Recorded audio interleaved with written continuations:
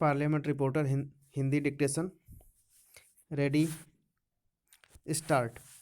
महोदय, समाज कल्याण संस्थाओं का काम बहुत बड़े परिमाण में बढ़ा है। आज इसके लिए अनुदान भी पहले से कहीं अधिक दिए जाते हैं। हर पंचवर्षीय योजना में हम इस पर अधिकाधिक धन खर्च करते हैं और आजकल समाज कल्याण का कार्य करने वाले पूर्णकालिक कार्यकर्ता भी पहले से बहुत अधिक हैं। लेकिन मैं ऐसा अनुभव करती हूँ, जैसे जैसे हमारे व्यय और कार्यक्रम बढ़ते जाते हैं, वैसे वैसे इस काम में व्यक्तिगत उत्साह और लगन की भावना घटती जाती है। अध्यक्ष महोदय ने मिशनरी भावना का उल्लेख किया और मैं भी अनुभव करती हूँ कि आज वह नहीं है। मैं यह केवल बोर्ड के बारे में ही नहीं, बल्कि सामाजिक कार्य के समस्त क्षेत्र के बारे में कह रही हूँ। फिर स्वेच्छा सेवा प्रयास भी कुछ कम होते जा रहे हैं। ऐसा भी होता है कि जब विचार संस्थाबद्ध हो जाते हैं और उसमें कुछ ना कुछ आशय युक्त काम करने की भावना आ जाती है। यह मनुष्य का स्वभाव है, किंतु सारे सामाजिक कार्य का लक्ष्य तो उसी संवेदन के अभाव में निस्वार्थता पर संदेह के परिणामों से डरना है, जिसकी प्रायः मानव स्वभाव कहकर अनदेखी कर दी जाती है। मैं जानती हूँ कि जिस मिशनरी भावना से काम शुरू किए जाते हैं, उन्हें बाद में उसी तरह बनाए रखना हमेशा संभव नहीं होता, लेकिन बेहतर संगठन खड़ा हो जाने के बाद समस्याओं के बेहतर हल निकलने चाहिए। अतः हमें केवल अनुदानों से ही संतोष नहीं कर लेना चाहिए, बल्कि यह ध्यान रखना चाहिए कि इस सामाजिक कार्य के पीछे जिससे कि सामाजिक परिवर्तन हो रहा है, उद्देश्य क्या है। बोर्ड सामाजिक रूपांतर का केवल साधन मात्र है। राजनीतिक और आर्थिक कामों में फंसे रहने के कारण हम सही दिशा में और सोद्देश्य सामाजिक परिवर्तन की ओर काफ़ी ध्यान नहीं दे पा रहे हैं, किंतु परिवर्तन तो हमारे अपने विकास और विश्व की घटनाओं के कारण जो हमारे जीवन और समाज पर निरंतर प्रभाव डालता है, स्वतः आ रहा है। हमारे होनहार युवक और युवतियां संसार के घटना चक्र से निरंतर प्रभावित हैं और कहीं भी कुछ होता है तो वह हमें भी अवश्य छू जाता है। लेकिन परिवर्तन का इस प्रकार केवल उपोत्पाद के रूप में या अप्रत्यक्ष रूप में आना पर्याप्त नहीं है। हमारी अपनी अनेक समस्याएं हैं जो हमारे अनुभव की दृष्टि से विशेष प्रकार की हैं। महोदय, एक उदाहरण जो बोर्ड के सीधे कार्यक्षेत्र में नहीं आता, फिर भी वह है सामाजिक अपव्यय को रोकने के महत्व का। विवाहों और भोजों आदि में जो धन का अपव्यय होता है, वह घटने के बजाय बढ़ रहा है। विकास से जिन लोगों को लाभ पहुंचा है, वे दूसरों पर अपनी सफलता का रोब गांठना चाहते हैं। दहेज का विरोध, जो कुछ समय पहले काफ़ी ज्वलंत प्रश्न था, अब पीछे पड़ गया है, यद्यपि यह कुरीति आज भी उसी तरह जीवित है। अस्पृश्यता के बारे में आज कानून मौजूद है, लेकिन आज भी बहुत से स्थानों पर यह बुराई फैली हुई है। लोग इसे सरकार पर नहीं छोड़ सकते कि वही इसे हटाने के लिए कदम उठाए। इसके लिए तो उन्हें स्वयं कुछ ना कुछ करना होगा। विशेष रूप में समाज कल्याण के क्षेत्र में केवल सरकारी कार्रवाई प्राप्त नहीं हुआ करती।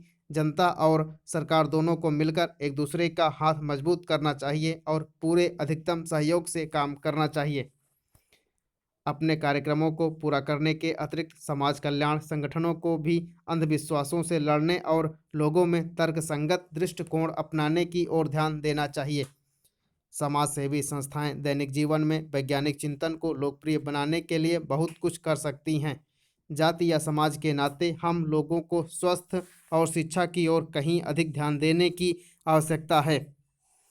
इसके लिए आवश्यक है सही वातावरण, आदतें और सामाजिक दृष्टि, ताकि हमें अपने आसपास के लिए उचित सफाई, बेहतर पोषाहार और स्वास्थ्य की सुविधाएं प्राप्त हो सकें। सफाई के बारे में हमारा कुछ अजीब दृष्टिकोण है। हम अपने घर की तो सफाई करते हैं, पर कूड़ा करकट दरवाजे पर ही डाल देते हैं। हम स्वयं तो रोज़ नहाते हैं, पर हमारी सड़क या गली गंदी है, जिसकी तनिक भी चिंता नहीं करते। बड़े शहरों में और उन इलाकों में जहां पढ़े लिखे और खाते पीते लोग रहते हैं, कूड़ा करकट जमा रहता है और कोई इसकी परवाह नहीं करता। स्पष्ट रूप से यह स्त्रियों की संस्थाओं और समाज कल्याण संगठनों का काम है। समाज कल्याण संस्थाओं के लिए परम आवश्यक है कि वे समूचे क्षेत्र के सुधार के लिए आपसी तालमेल रखें। सरकारी विभागों का आपसी तालमेल भी बहुत आवश्यक है, जिससे स्थिति सुधर सकती है।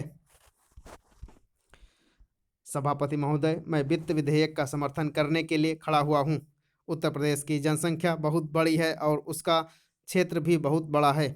इसलिए यह आवश्यक है कि उत्तर प्रदेश को उसी की जनसंख्या और क्षेत्र के अनुसार विकास योजनाओं के लिए केंद्र से आर्थिक सहायता दी जाए। इसके बिना उत्तर प्रदेश की उन्नति होना असंभव है। भारत का किसान इस देश का जीवन है। किसान पर ही सारी खुशहाली और उन्नति निर्भर करती है। अगर उसका जीवन समृद्ध होगा तो देश भी समृद्ध होगा। इसलिए यह आवश्यक है कि किसान के दैनिक जीवन की चीज़ें सस्ती हों और उसके खाद और कृषि यंत्र आदि सस्ते दामों पर मिल जाएं। पानी के लिए उसको भगवान की तरफ न देखना पड़े, बल्कि उसको सिंचाई के विषय में आत्मनिर्भर बनाया जाए। जब तक किसान को पूरी सुविधाएं नहीं दी जाएंगी, तब तक देश उन्नति नहीं कर सकता है। मेरा यही निवेदन है कि जिन परिवारों में खेती का काम होता है, उन परिवारों के बच्चों को कृषि विभाग में नौकरी देनी चाहिए। यह मैं आवश्यक समझता हूँ, क्योंकि उन्हें कृषि के बारे में व्यावहारिक ज्ञान होता है। सभापति महोदय, वर्तमान सरकार ने समाजवाद की नीति अपनाई है और सरकार समाजवाद की तरफ कदम बढ़ा रही है। लेकिन हम देखते हैं कि बड़े और छोटे सरकारी कर्मचारियों के वेतन में बड़ा फर्क है। कुछ अधिकारियों का वेतन हजारों में है, जबकि चपरासी आदि छोटे कर्मचारी सरकारी कर्मचारियों को सिर्फ 5,000 या 7,000 रुपये मिलते हैं। आज वेतन में यह फर्क है, वह समाप्त होना चाहिए। मेरा निवेदन है कि सरकारी कर्मचारियों के वेतन में बहुत ज़्यादा का अंतर नहीं होना चाहिए। तभी हम कह सकते हैं कि हिंदुस्तान में समाजवाद है। किसान की रोजाना के उपयोग की चीज़ें बहुत महंगी होती जा रही हैं। देश में महंगाई दिन प्रतिदिन बढ़ रही है और सारे देश में बेचैनी फैली हुई है। इस बढ़ती हुई महंगाई को रोकना आवश्यक है, नहीं तो देश में क्रांति हो जाएगी। आप इस सच्चाई को छिपा नहीं सकते कि देश में चारों तरफ बड़ा असंतोष है और लोग बड़ी आशा से हमारी तरफ देख रहे हैं, लेकिन महंगाई हमारे नियंत्रण से बाहर होती चली जा रही है। देश में काले धन की बड़ी चर्चा की जाती है, उसको निकालने के लिए बड़े प्रयत्न किए गए हैं।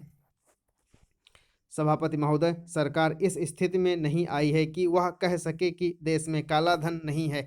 काले धन को निकालने के और प्रयत्न होने चाहिए, लेकिन उसके साथ साथ इस दिशा में भी कदम उठाए जाएं कि ऐसे कामों पर रोक लगाई जाए जिससे लोगों को काला धन कमाने का अवसर ही न मिले। आज हमारे देश के विभिन्न प्रदेशों और क्षेत्रों की स्थिति में बड़ा अंतर है। इस अंतर को समाप्त किया जाना चाहिए। मुझे आशा है कि वित्त मंत्री महोदय मेरे इन सुझावों पर अवश्य ध्यान देंगे। कल मैं वित्त मंत्री जी को बता रहा था कि आप एक तरफ से नए नए कर लगाकर खजाने को भरने की कोशिश कर रहे हैं और दूसरी तरफ आपके विभाग उस खजाने में छेद कर रुपया निकाल रहे हैं। इस तरफ उनका ध्यान जाना चाहिए। मैं इस संबंध में एक उदाहरण दिया था कि एक लंबी चौड़ी सड़क पर एक ही तरह का काम होने वाला था। एक ठेकेदार ने 4 लाख रुपए प्रति मील और दूसरे ठेकेदार ने 10 लाख रुपए प्रति मील के हिसाब से रुपया मांगा। जब मंत्री महोदय के सामने यह चीज़ लाई गई तो इस बात की जांच हुई कि जिसमें कुछ करोड़ रुपयों की बचत हुई है। अगर सब मामलों की जांच होती तो कई करोड़ रुपयों की बचत हो सकती थी। जैसा कल मैंने वित्त मंत्री जी से कहा, उन्होंने 2 करोड़ रुपए की छूट करों में देकर हम पर एहसान लाद दिया, लेकिन मैं तो आपका कई करोड़ रुपयों का लाभ करा रहा हूं।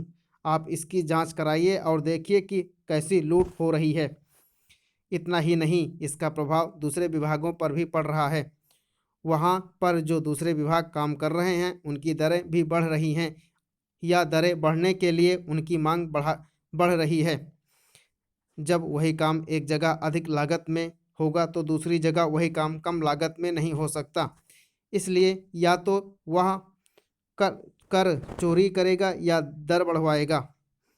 अगर एक सड़क पर ऐसा होता है तो वहाँ जो दूसरे काम चलते हैं उनमें भी ऐसा ही होता है। ठेकेदार आपके विभागों के साथ मिलकर दर बढ़ाते हैं। मैं भ्रष्टाचार की बात नहीं कहता हूँ, ना उसको आप बंद कर सकते हैं और ना मैं बंद कर सकता हूँ। और ना लोग